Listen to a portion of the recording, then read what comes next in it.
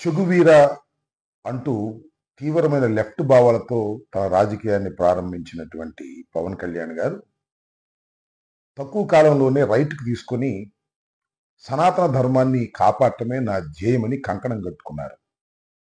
ఇది రాజకీయంగా పతనమా లేక రాజకీయంగా ఉన్నత శిఖరాలను చేరినట్ల అనేది వారే ఆలోచించుకోవాల్సినటువంటి అంశం.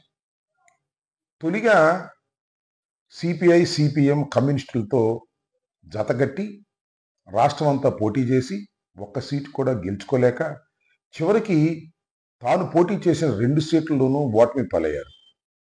ఆ తరువాత కూటమిలో చేరారు.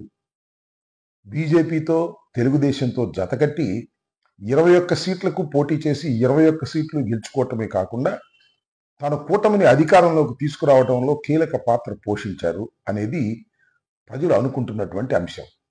ఆ తర్వాత ఉప ముఖ్యమంత్రిగా వెళ్ళారు. ఇది మాత్రం తప్పనిసరిగా లెక్కల ప్రకారం చూస్తే ఎదిగినట్టే లెక్క. అది నిజంగా బలమా లేక ప్రభుత్వ వ్యతిరేకత కూటమి బలంతో వాపుగా మారిందా అనేది కాలమే నిర్ణయించాలి తప్ప ఇవాళ నిర్దిష్టంగా మనం చెప్పలేం. అయితే అసలు విషయం ఏమిటంటే ఒక అనూహ్యమైనటువంటి పరిణామం. నాగబాబు గారు మంత్రివర్గంలో చేరబోతున్నారనేది ఒక దృఢమైన వార్త ఇవాళ వెలుగులోకి వచ్చింది. చంద్రబాబు నాయుడు గారే దాన్ని ప్రకటించారు. ఇక్కడ చాలా కీలకమైన నిర్ణయం ఇది.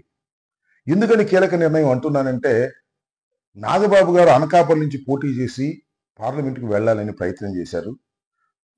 కొన్ని కారణాల వల్ల ఆయన వెళ్ళలేకపోయాడు.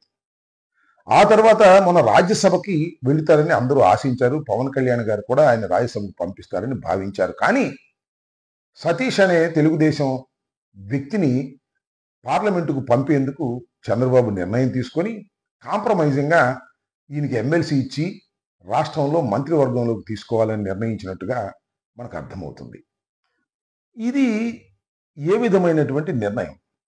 దీనివల్ల కళ్యాణ్ గారు కళ మరింతగా పెరుగుతుందా లేక కళ తప్పుతుందా అనేది ఇక్కడ లోతుగా ఆలోచించుకోవాల్సినటువంటి అంశంగా నేను భావిస్తున్నాను. ఎందుకంటే ఈ రాష్ట్రంలో చాలామంది పవన్ కళ్యాణ్ గారి మీద ఆశ పెట్టుకున్నారు. 21 సీట్లు గెలుచుకుంటే 3 మంత్రులు అయ్యారు. ఇంకా బీసీలు ఉన్నారు, ఇంకా ఇతర సామాజిక వర్గాలు ఉన్నారు. నాకు ఒకటి గుర్తొస్తుంది. మా గుంటూరుకు సంబంధించి బొనబోయిన శ్రీనివాస్ అని కాంగ్రెస్ పార్టీలో కూడా ఉండేవాడు. ఆ తర్వాత పవన్ కళ్యాణ్ గారు పార్టీ పెట్టిన తర్వాత దూకుడుగా ఆ పార్టీలో చేరి ఆ పార్టీలో శ్రమించాడు. ఒకానొక సందర్భంలో అతనికి కారు ఉంటే బాగుంటుంది, అతను మంత్రి అయితే బాగుంటుంది అని బహిరంగంగానే చెప్పారు. మరి అలాంటి వాళ్ళు చాలా మంది ఉన్నారు ఈ రాష్ట్రంలో. చాలా మంది పవన్ కళ్యాణ్ గారి మీద ఆశ పెట్టుకున్నారు. ఆ ఆశలన్నీ అడియాశ చేసి తన అన్నని మంత్రివర్గంలోకి తీసుకోవటంలో సఫలమయ్యాడు అని అనుకుంటున్నారు. అది సఫలమా లేక సుదీర్ఘ కాలంలో విఫలమా అనేది మనం ఇక్కడ ఆలోచించుకోవాల్సినటువంటి అంశం. మనం కాదులే, ఆయన ఆలోచించుకోవాల్సిన అంశం. ఇప్పుడు తాత్కాలికంగా విజయం సాధించినట్టుగానే భావించాలి. ఎందుకంటే అన్నను మంత్రివర్గంలోకి తీసుకురావడం, దానితో పాటు ఒక కీలకమైన శాఖను కూడా ఆయన కట్టబెట్టేటటువంటి ప్రయత్నం చేయటం అనేది తాత్కాలికంగా విజయంలాగానే కనిపించవచ్చు. కానీ సతీష్ని కేంద్రానికి పంపటానికి దీన్ని ఉపయోగించుకున్నారా చంద్రబాబు నాయుడు గారు? లేకపోతే చంద్రబాబు నాయుడు గారికి ఒక దీర్ఘకాలికమైన వ్యూహం ఏమైనా ఉన్నదా అనేది చర్చనీయాంశంగా మారింది. ఏమిటా దీర్ఘకాలికమైనటువంటి వ్యూహం? చంద్రబాబు నాయుడు గారు వయసు అయిపోతుంది. చంద్రబాబు నాయుడు గారి వయసు అయిపోయిన తర్వాత ఎవరో వారసులు కావాలి. ఎవరో ఎందుకు, ఇంకా లోకేష్ బాబే వారసుడు కావాలనేది వారికి బలంగా ఉంది, వారి కుటుంబంలో కూడా బలంగా ఉంది. తర్వాత నెక్స్ట్ లోకేష్ బాబు గారిని ఈ రాష్ట్రానికి ముఖ్యమంత్రిగా చేయాలి అని తెలుగుదేశంలో ఉన్నటువంటి ప్రముఖులందరూ భావిస్తున్నారు. అదేవిధంగా చంద్రబాబు నాయుడు గారి కుటుంబ సభ్యులు కూడా భావిస్తున్నారు. దీనిలో పెద్ద ఆశ్చర్యం ఏమీ లేదు. అయితే ఎన్నికలు అయిపోయిన తర్వాత, అంటే ఈ 5 సంవత్సరాలు అయిపోయిన తర్వాత ఆయన్ని ముఖ్యమంత్రిగా చేస్తారా లేకపోతే ఈ టర్మ్లోనే ముఖ్యమంత్రిగా చేస్తారా అనేది చర్చ. చాలా మంది అంటున్నది ఏంటంటే మళ్ళీ 5 సంవత్సరాల తర్వాత ప్రభుత్వాలు వస్తాయో రావో, ఇప్పుడే లోకేష్ బాబు గారిని ముఖ్యమంత్రిగా చేసేస్తే బాగుంటుందనేది చాలా తీవ్రమైనటువంటి ఒత్తిడి చంద్రబాబు నాయుడు గారి మీద ఉన్నది అని అంటున్నారు.